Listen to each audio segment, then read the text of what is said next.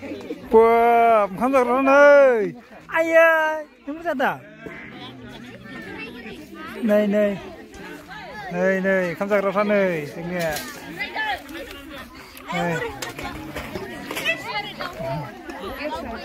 दे आयौ नोंबो जादों नोंबो दावखोसे आगैया सिगां जाद्रायोना नै नोंसिनि रावबो ओंखामखौ मोनजेनाखै नै ओंखाम जाग्राफ्रा जोंनिया आयौ मा दावराव जादों नोंसोरलाय मा जादों दै गोलैबाय नायदो नै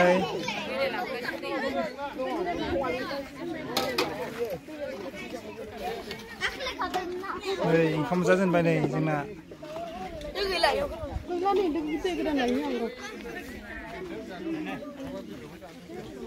नाथो मैगंखौ मोनाखै राजा हा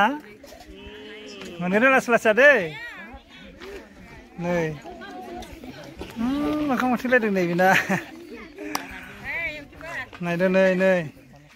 ओंखामानो माथो जोबजेनबाय ओरैनो मोनजागोन दे राजा मोनजागोन र' नै नोंलाय नायाबो ओंखामानो गैया नोंना नों जागोन ना जाया ओंखाम जागोन दा दै बेरायाखै माथो बोरो बोरो गिलासो दै गैया माथो नायलाय नै रायजोफ्रा ओमफ्राय नायदो हा मा होनदों बोरो आयै माथो गोथाव माबे गोथाव दा आयै जानो दे नों गोबां जानो हाखायो दा गोबां जानो हाखायो दा नों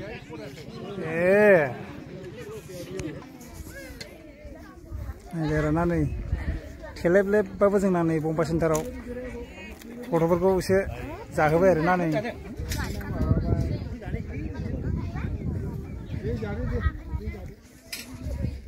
जेनेबा गथ'फोरखौ दा मा हिसाबै जाहोदों सारा गथ'फोरखौ फंबाय दा जोङो बे नंथ्रि हाथिफुटा मिक्स मिडियाम गुदि फरायसालियाव मोनसे स्टेट गभर्नमेन्टनि आसाम स्टेट गभर्नमेन्टनि गणसभ जादों 2024-25 बोसोरारि मायथाइनि दा बेयाव जों गासैबो एल' लाइसेन्स अफिसार लोगोसे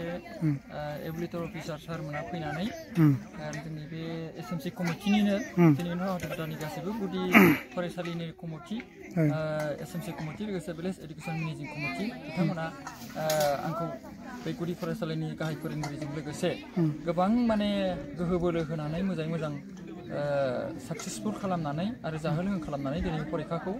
मोजां खुंनानै होनाय जाबाय थेंक इउ जोहोलावफोर माबोरै मा खालामदों नोंसोरलाय नायदो मा नुयो नै आदसा मा नायदों सिगां दे मा हाबाफोर लाखो दिनै ओरैनो मेरला ना गथ'फोरनि इन्टारेस्टनि आदसा